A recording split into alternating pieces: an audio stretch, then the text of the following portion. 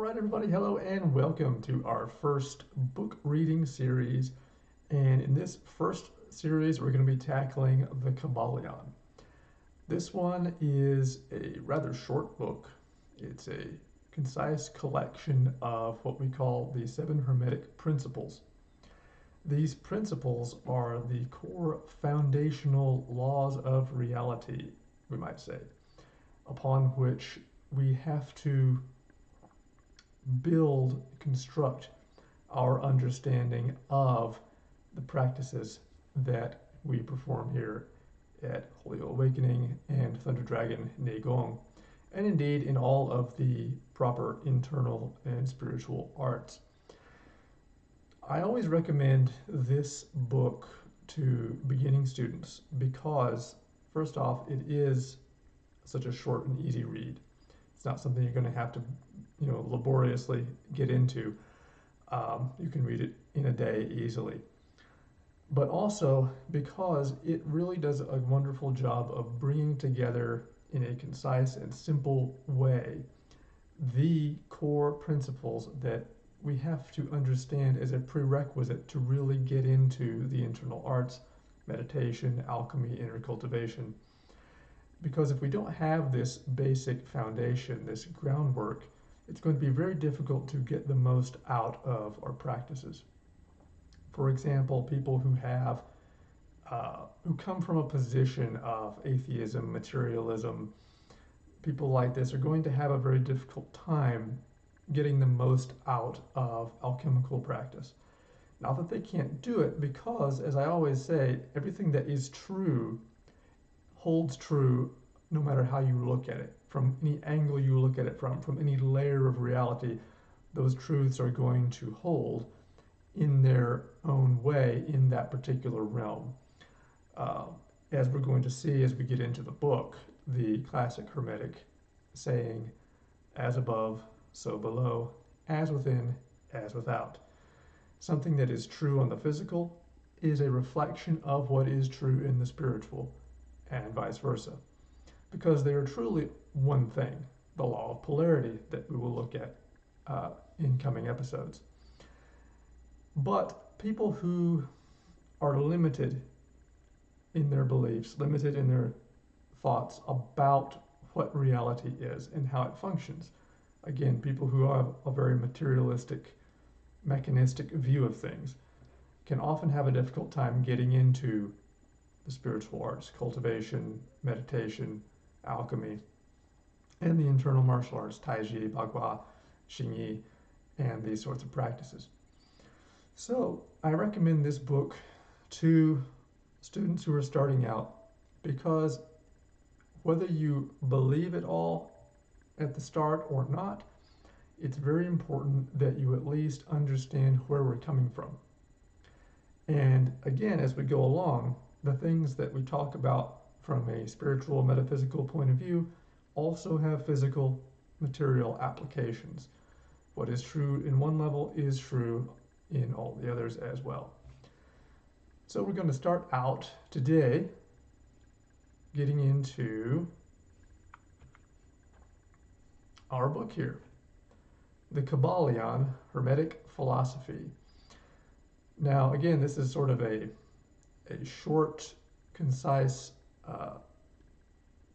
gathering of these teachings.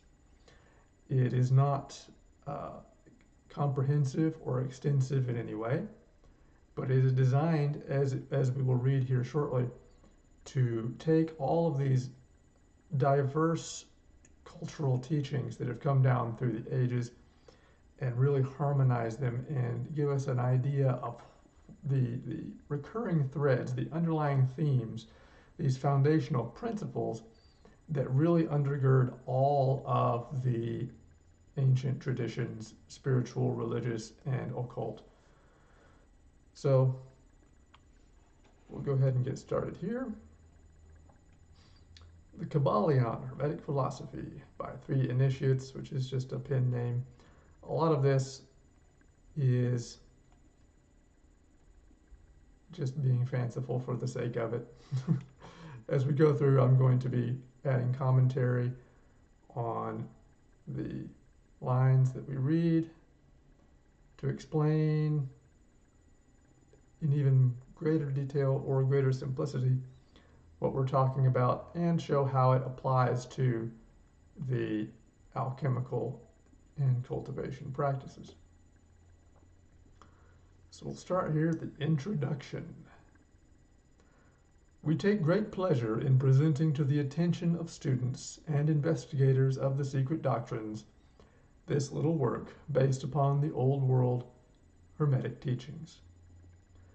There has been so little written upon this subject, notwithstanding the countless references to the teachings in the many works upon occultism, that the many earnest searchers after the arcane truths will doubtless welcome the appearance of the present volume. You can tell this was written quite a while ago because we have plenty of things written about it now. We're not for lack of people's opinions on these topics. The purpose of this work is not the enunciation of any special philosophy or doctrine, but rather is to give to the students a statement of the truth that will serve to reconcile the many bits of occult knowledge that they may have acquired, but which are apparently opposed to each other, and which often serve to discourage and disgust the beginner in the study. Our intent is not to erect a new temple of knowledge, but rather to place in the hands of the student a master key with which he may open the many inner doors in the temple of mystery through the main portals he has already entered. So here again, as I said, the point of this is not to establish anything new, not to break any new ground, but rather to demonstrate in a simple and concise way how the underlying teachings and principles of all of the ancient faith traditions, the religions, spiritual traditions, occult traditions, they are all based on these core fundamental principles, laws of reality, how reality functions. And this is one of the most important things that I teach here at Thunder Dragon Neigong and Holy Awakening, is the search for the root, to go back to what is ultimately true, apart from what has been built upon it in later years by people trying to coerce things in different directions based on their own desires and beliefs. We want to look at the unifying themes that run through all of the ancient traditions to see what are these core base truths about reality and about how energy works and functions and how matter works and functions. So what we're going to do here is take a look at these core principles and then show how they are applied to the practices that we teach. There is no portion of the occult teachings possessed by the world which have been so closely guarded as the fragments of the Hermetic teachings, which have come down to us over the tens of centuries which have elapsed since the lifetime of its great founder, Hermes Trismegistus, the scribe of the gods, who dwelt in old Egypt in the days when the present race of men was in its infancy. Contemporary with Abraham, and, if legends be true, an instructor of that venerable sage, Hermes was and is the great central sun of occultism, whose rays have served to illumine the countless teachings which have been promulgated since his time. All the fundamental and basic teachings embedded in the esoteric teachings of every race may be traced back to Hermes. Even the most ancient teachings of India undoubtedly have their roots in the original Hermetic teachings. Now here we see the origin of this Hermetic title that we put upon these teachings. They are said to have come from Hermes Trismegistus, thrice great Hermes, who was the archetypal legendary alchemist sage who supposedly compiled all of this wisdom and then disseminated it across various cultures, beginning with ancient Egypt. This book is going to take the position that he was an actual historical figure. Maybe he was, maybe he wasn't. There's no way to tell. But for our purposes, we're assuming simply my position on it, which is that he is the archetype of Hermes, Thoth, god of wisdom, Mercury. All of these, the gods of polytheism, are not the same as what we would say the God of Christian scripture.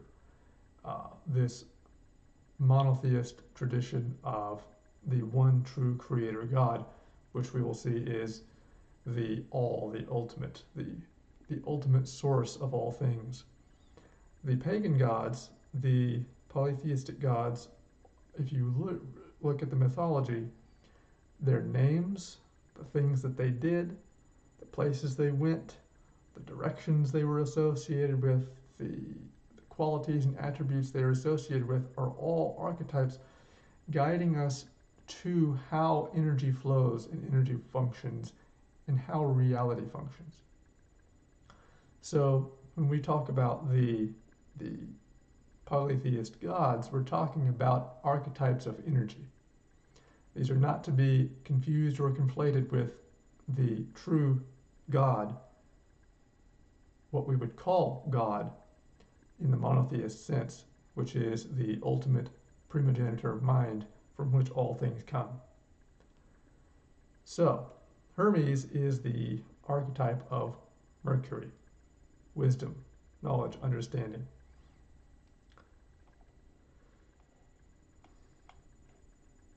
From the land of the Ganges, many advanced occultists wandered to the land of Egypt and sat at the feet of the master.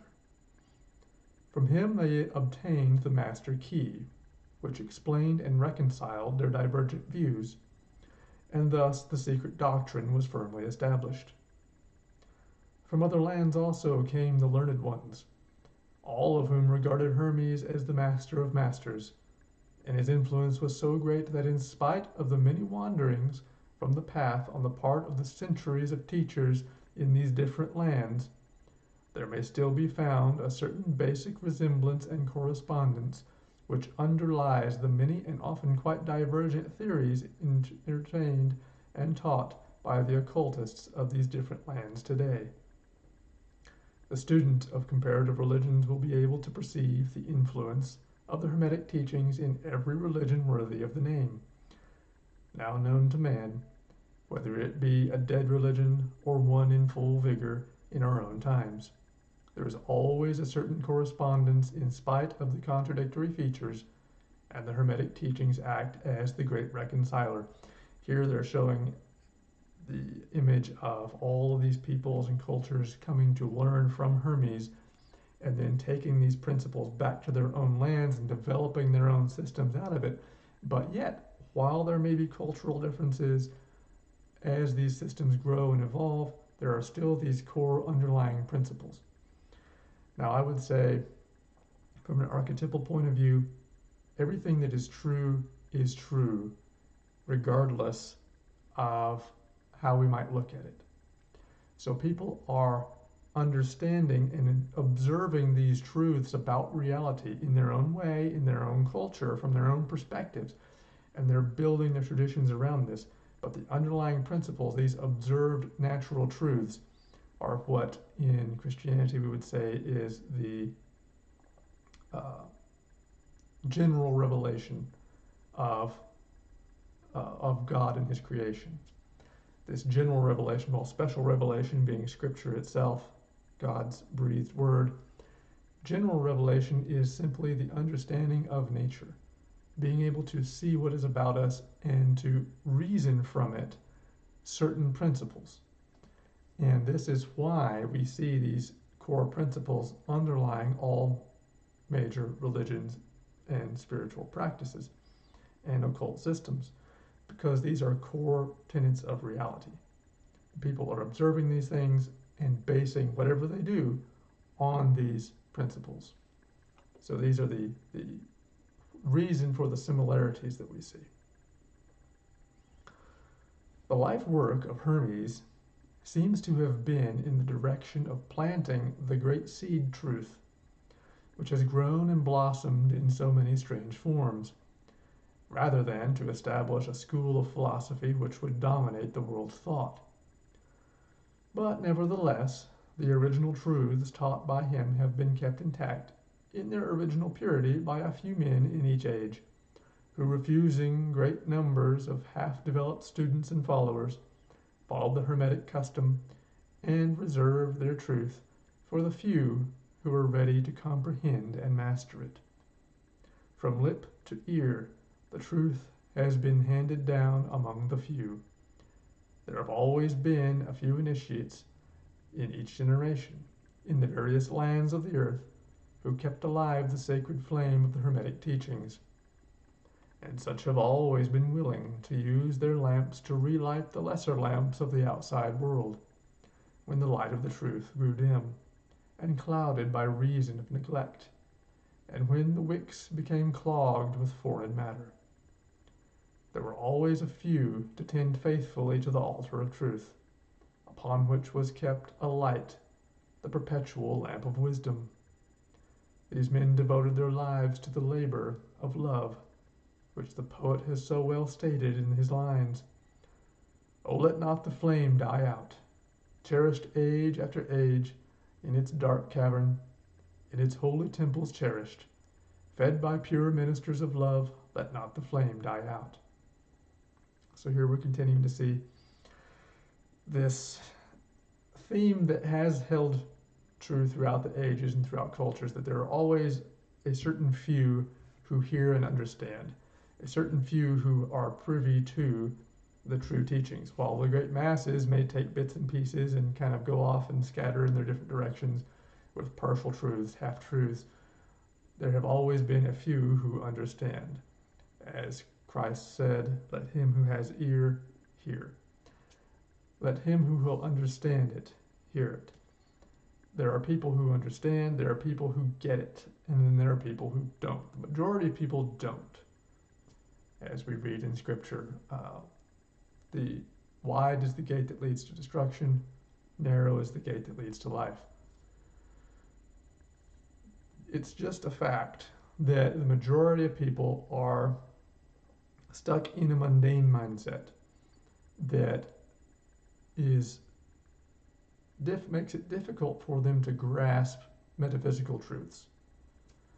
And even those who are spiritual, who do practice spirituality, many of them are still really mired in a very base form of it.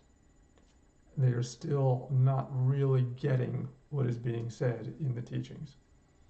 And so this is what he's talking about here. There are always a certain few who are given the teachings and who understand it and who keep it alive and carry it on and continue to teach others. While the majority of the people, they might get a basic understanding of things, but they're never really coming into the full truth of it. And so oftentimes they'll carry it off and pervert and twist it in various ways. But there are always a few who maintain the truth. In the martial arts, this is one of the biggest reasons why so many of particularly the Chinese systems, are shrouded in such mystery and are so often misunderstood and broken in their lineages, because the Chinese culture was very, very, very, very secretive. And so they were very particular about passing on teachings. Often many, many, far more than we have left today, far more. So of all the martial arts we have remaining today, intact or somewhat intact, far, far more have existed and simply been lost because the chain of lineage had been broken and it just wasn't passed on. Today, things are more open. Many of the older masters are opening up and teaching what they can. But today we have the problem, which has always been, but is even more exaggerated today because people, especially in the younger generations, are just lazy. We grow up in this society where we're trained toward instant gratification and everything be as effortless and quick and easy as possible. And that is just not conducive to proper training in anything. And so many of the martial arts have died out or are dying out because of simply a lack of students. And also, more traditionally, because the teachers have been so stingy and secretive about teaching. Which is part of why we're here to help keep as much of this alive as possible so that anyone who will use it can have it. Let's carry on here. These men have never sought popular approval, nor numbers of followers. They are indifferent to these things, for they know how few there are in each generation who are ready for the truth, or who would recognize it if it was presented to them. They reserve the strong meat for men, while others furnish the milk for babes. They reserve their pearls of wisdom for the few elect, who recognize their value and who wear them in their crowns, instead of casting them before the materialistic vulgar swine, who would trample them in the mud and mix them with their disgusting mental food. So this is very colorful language, which I enjoy. But still, these men have never forgotten or overlooked the original teachings of Hermes regarding the passing on of the words of truth to those ready to receive it, which teaching is stated in the Kybalion as follows: Where fall the footsteps of the master, the ears of those ready for his teaching open wide. And again, when the ears of the student are ready to hear, then cometh the lips to fill them with wisdom. But their customary attitude has always been strictly in accordance with the other Hermetic aphorism, also in the Kybalion: the lips of wisdom are closed except to the ears of understanding. So here again, sort of just continuing on what I said, the majority of people, they just need the basics. They're just not ready, or it's not of interest to them to go into the deeper alchemical practices. This is really the basis of what I talk about when we're doing our trainings, is that there are levels, layers to meditation practice, to Taiji practice. The vast majority of the people are simply they're going to be just fine and content doing just the basic movements, say like what we picture in our minds typically when we think of Taiji practice, just slow, gentle movements and breath exercises in the park. And this is wonderful, this is excellent to help us relax, to relieve stress, to relieve tension out of the body, to help settle the thoughts. This is the basic practice that they have done all the research and studies on, that we see all over the news, where Taiji practice, meditation practice is so beneficial for neurological issues, cardiovascular issues, stress, endocrine system, helping to maintain balance and coordination. All of this basic stuff, it's just from moving your arms, relaxing and breathing, and allowing your thoughts to relax. Very simple, nothing to it, but it is a profoundly beneficial practice for the vast majority of people who partake in it. And for the vast majority, it is all they need, all they want. But there is a level of Taiji practice, there's a level of meditation, there's a level of internal cultivation far, far, far beyond this, where we're actually performing the alchemical practices, altering and adapting and changing the quality of our tissues, the quality of our being, physical, spiritual, mental. We're changing and transforming ourselves. And this takes work. This is where the Chinese saying comes in, we're chewing bitter, eating bitter. It's hard, difficult, plodding work. It carries on and on for decades. This is the alchemical practice. The vast majority of people are never going to do this. They're not interested in it. They don't have the willpower for it. Most people have very depleted willpower in our modern age. They're very very pampered and not used to having to exert themselves. And so most people, this is just not interesting to them, and that's fine. Whether you want to just improve your health, feel better, be able to think better, function better, have more energy, that's great. If you want to really cultivate and go into the alchemical path, that's wonderful as well. There's no right or wrong. It's what suits you and your purpose. But here, what he's talking about is just that the vast majority of people are not going to ever go into the depth of these teachings. But the wonderful thing about it, just like with Taiji and meditation, is that these teachings, these practices are so powerful that even when done poorly, like most of them are, or when done at a very superficial level, like most of them are, they still yield such wonderful benefits.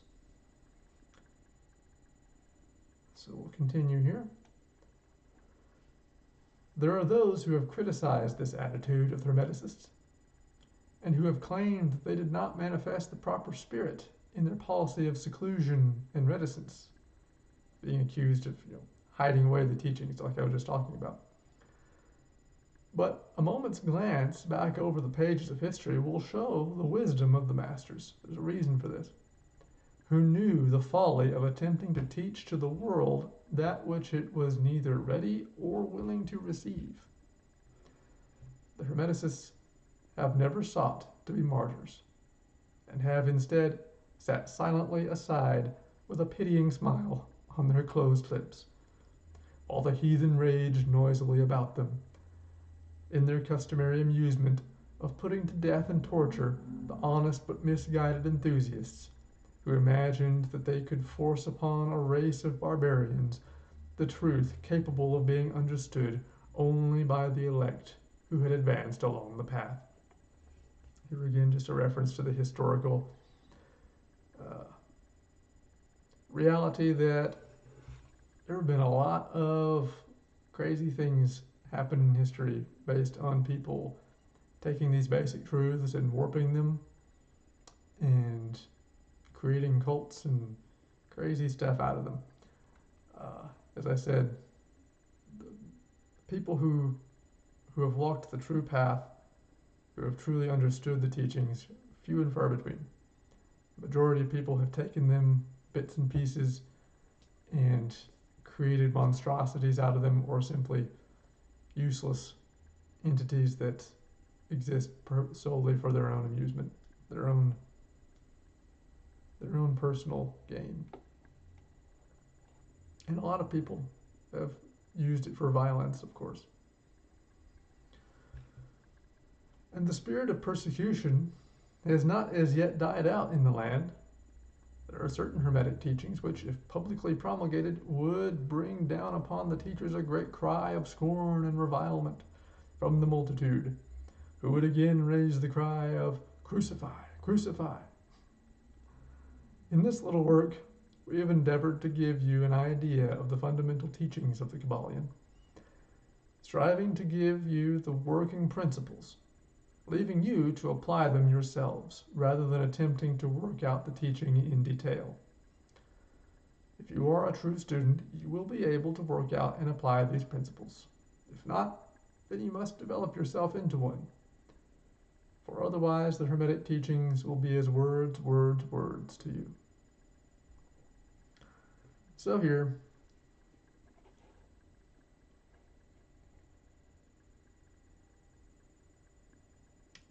again, the majority of culture is not ready or willing to, or able to understand the true depth of spiritual teaching.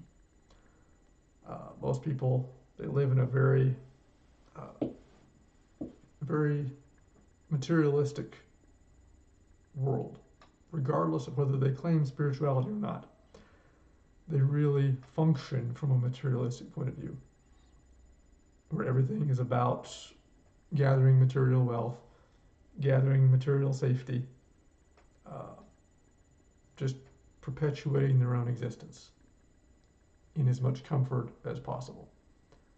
basic animal desires.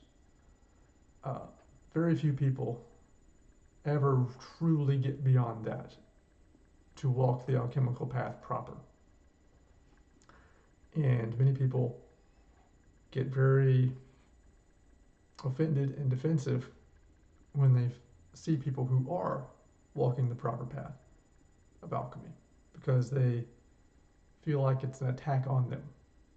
The alchemist, the hermeticist, walks a path of solitude, an island unto himself, cultivating and refining and perfecting himself, walking with God.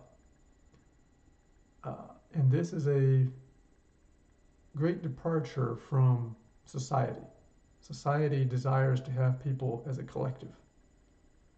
The individual, the free thinker, the one who walks with spirit rather than with flesh, is a threat, a danger, because they're more difficult to control.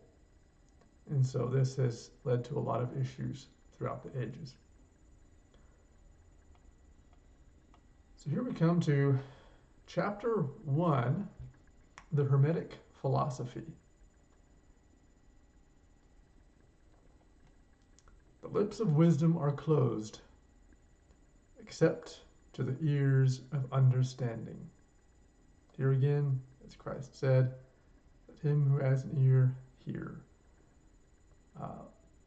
There are those who get it, and there are those who won't.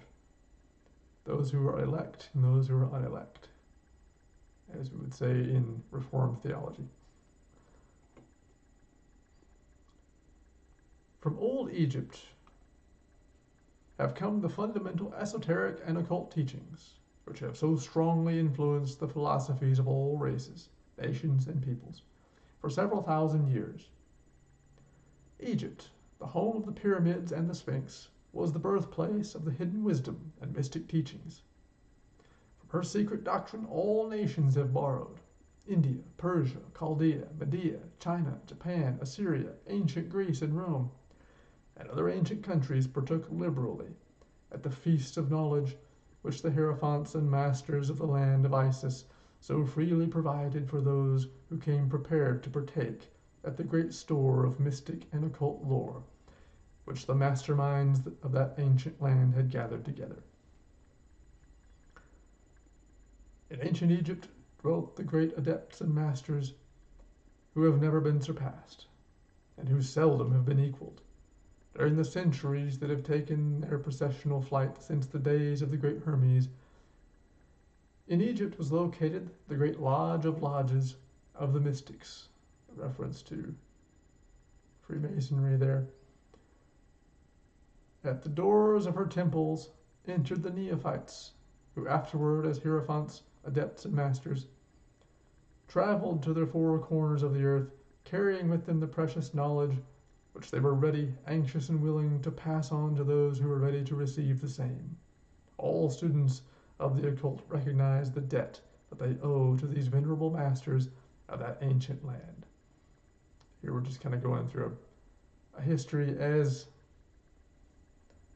again, this book holds the position that this is a literal history, something that actually Hermes was an actual person who actually passed down these teachings to people.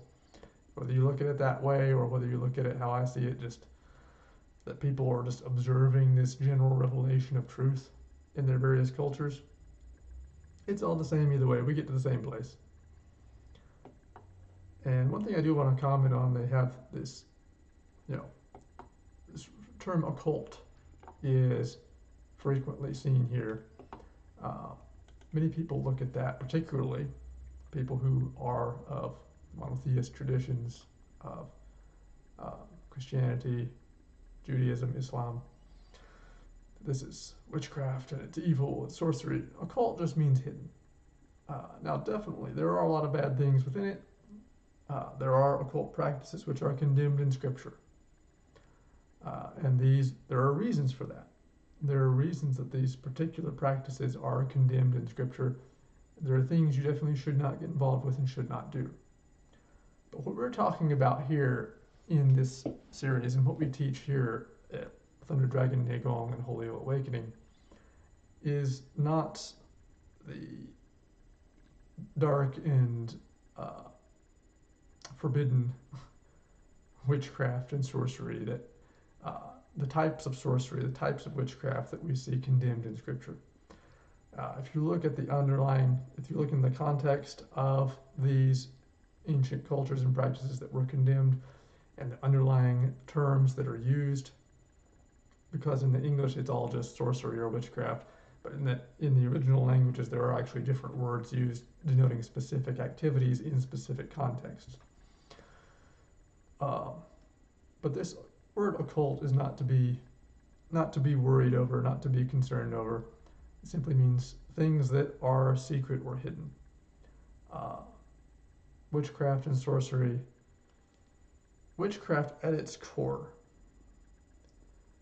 is simply taking your intention and applying it to your reality to affect change.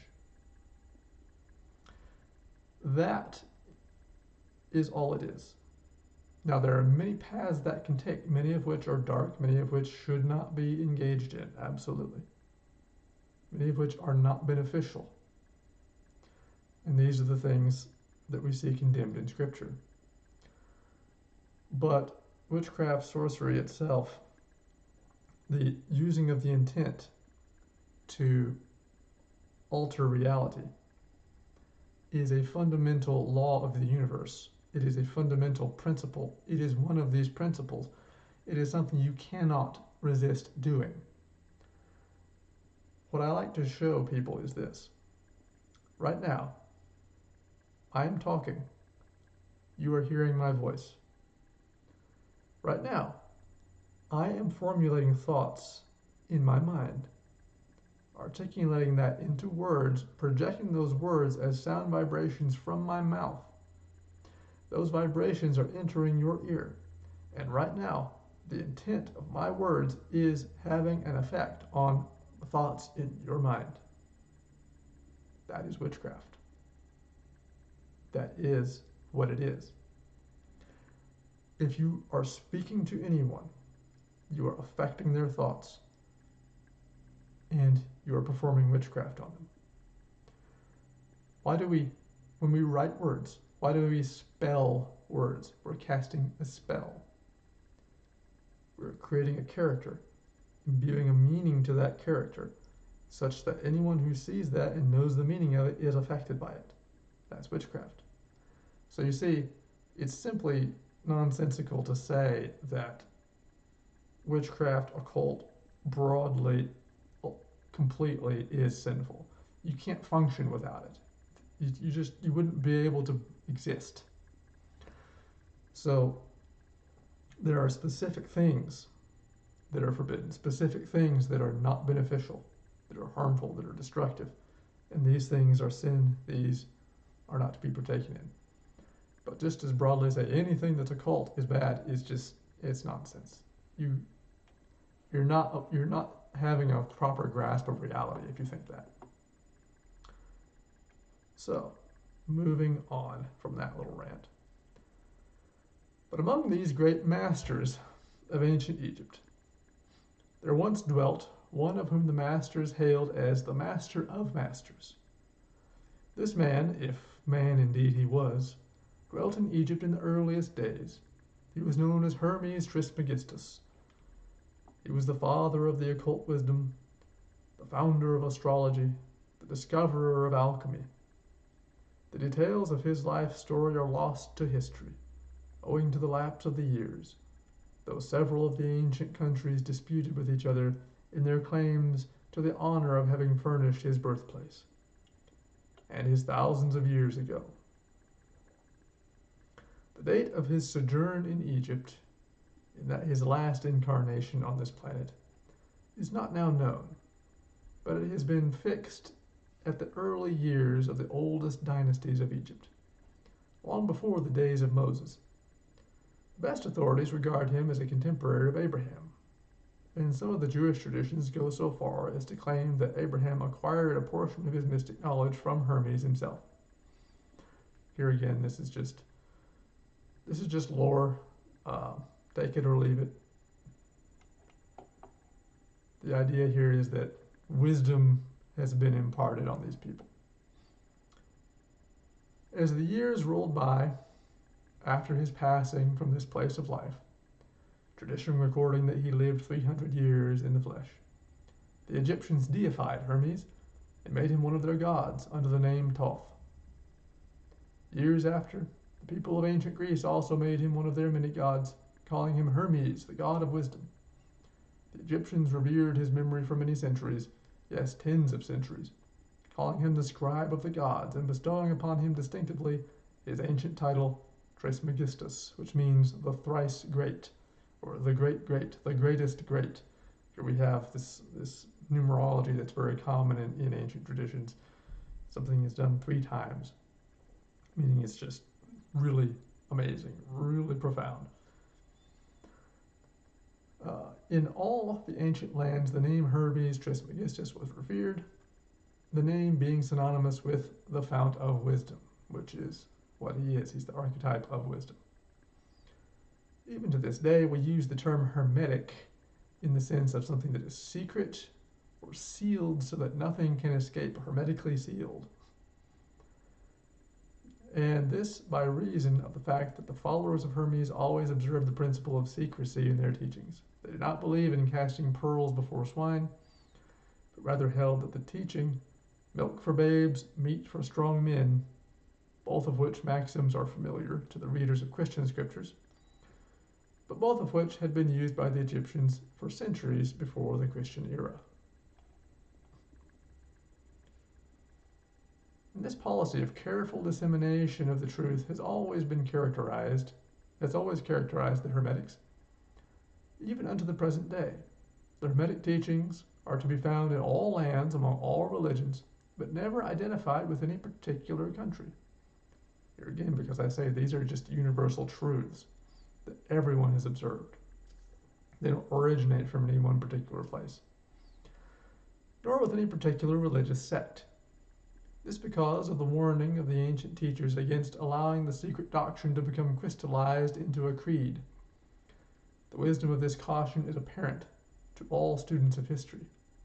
The ancient occultism of India and Persia degenerated, and was largely lost owing to the fact that the teachers became priests, and so mixed theology with the philosophy, the result being that the occultism of India and Persia has been gradually lost amidst the mass of religious superstition cults, creeds, and gods.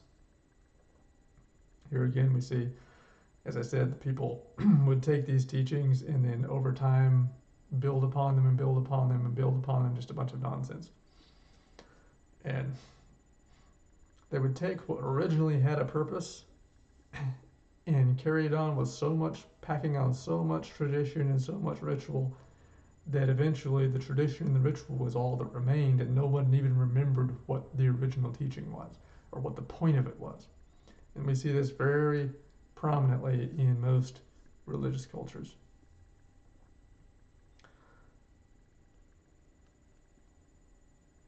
Let's see. So it was with ancient Greece and Rome.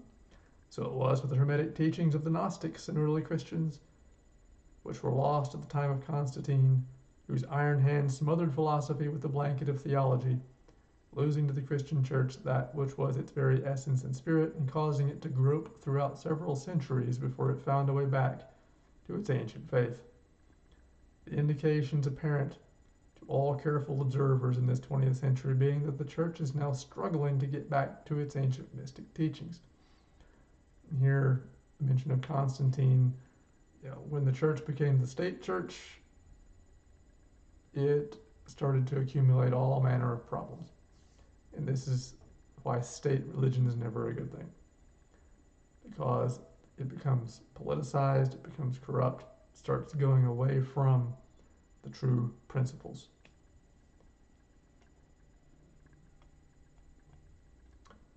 But there were always a few faithful souls who kept alive the flame, tending it carefully and not allowing its light to become extinguished. And thanks to these staunch hearts and fearless minds, we have the truth still with us. But it is not found in books to any great extent. It has been passed along from master to student, from initiate to hierophant, from lip to ear. When it was written down at all, its meaning was veiled in the terms of alchemy and astrology, which are metaphorical, symbolic systems. Again, just like the gods, these are metaphors, archetypes for just how energy works, how the world functions. So that only those possessing the key could read it aright. This was made necessary in order to avoid the persecutions of the theologians in the Middle Ages who fought the secret doctrine with fire and sword, stake, gibbet, and cross. Even to this day, there will be found but few reliable books on the Hermetic philosophy, and that is true. There's so much nonsense out there. So I don't really recommend anyone get into it without a proper teacher.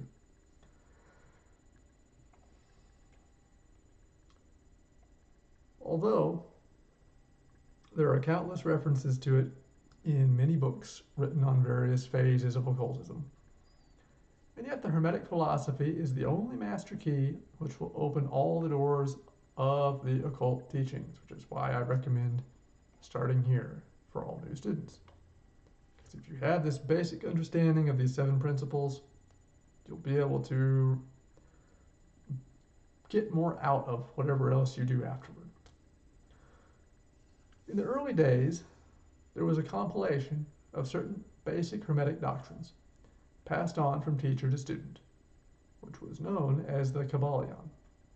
The exact significance and meaning of the term having been lost for several centuries. This teaching, however, is known to many to whom it has descended. From mouth to ear, and on throughout the centuries, its precepts have never been written down or printed, so far as we know.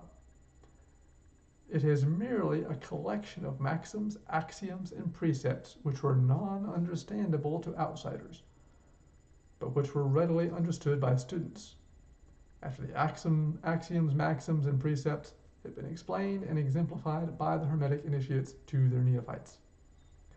These teachings really constituted the basic principles of the art of Hermetic alchemy, which, contrary to the general belief, dealt in the mastery of mental forces rather than material elements. Very important. The transmutation of one kind of mental vibrations into others instead of changing one kind of metal into another. The alchemy that's so famous in the West in pop culture is this transmutation of lead into gold and all that. Well, even here we've got symbolism. The lead, the base material, to the gold. We're taking the base and transmuting the soul. The shadow of Saturn to the glory of the sun. All of these things are metaphors, they are archetypes, which we'll get into in proper practice.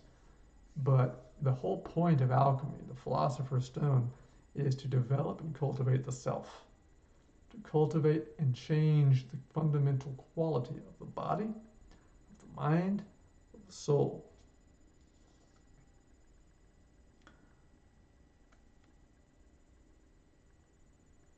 The legends of the philosopher's stone, which would turn base metal into gold, was an allegory relating to Hermetic philosophy, readily understood by all students of true Hermeticism. So, in this little book, of which this is the first lesson, we invite our students to examine into the Hermetic teachings, as set forth in the Kybalion, and as explained by ourselves, humble students of the teachings who, while bearing the title of initiates, are still students at the feet of Hermes the Master. We herein give you many of the maxims, axioms, and precepts of the Kybalion, accompanied by explanations and illustrations which we deem likely to render the teachings more easily comprehended by the modern student, particularly as the original text is purposely veiled in obscure terms. So here again, he's just pointing out that this book is taking all the vast array of Hermetic teachings and just condensing it into these bite-sized principles, really. Something that's easy to understand and easily accessible. The original maxims, axioms, and precepts of the Kybalion are printed herein, in quotation marks, the proper credit being given. Our own work is is printed in the regular way in the body of the work. We trust that many students to whom we now offer this little work will derive as much benefit from the study of its pages as have the many who have gone on before, treading the same path to mastery throughout the centuries that have passed since the times of Hermes Trismegistus, the master of masters, the great, in the words of the Kybalion, where fall the footsteps of the master, the ears of those ready for his teachings open wide. When the ears of the student are ready to hear, then cometh lips to fill them with wisdom. So that according to the teachings, the passage of this book to those ready for the instruction will attract the attention of such as are prepared to receive the teaching, and likewise, when the pupil is ready to receive the truth, then will this little book come to him or her. Such is the law, the Hermetic principle of cause and effect. In its aspect, the law of attraction will bring lips and ear together, pupil and book in company. So would it be. And this is very important. This is something that has been throughout the alchemical and martial practices that I have done and been initiated into. Is the teachers will always say that in this, if you don't need this, you'll never find it. But if you need it, it will come to you. If you have found it, it means that you are destined for it. So things will come together in the right time for the right purpose. So before we continue on, we'll cut it here, and in the next chapter, we'll actually get into the 7 Hermetic Principles. We'll get into the meat of the book and really start talking about these principles and how they apply to life and everything in life, not just our spiritual and alchemical practice, not just our martial arts, but everything in life, and how it's so important that we have these foundational understandings of reality so that we can best function in this world. So I hope to see you again in the next video as we continue along in this series. Hope you'll learn a lot, and be sure to like, subscribe, hit the notification button to be notified of more episodes, more book readings, more teachings, trainings here from Thunder Dragon Neigong. Also check out Holy Awakening, our sister channel, where we have other content there as well. And check out the website for classes, consultations, and courses that go more in depth into the material than we can here on the free YouTube and social media. So check us out there, and we will see you again next time. Take care, everybody.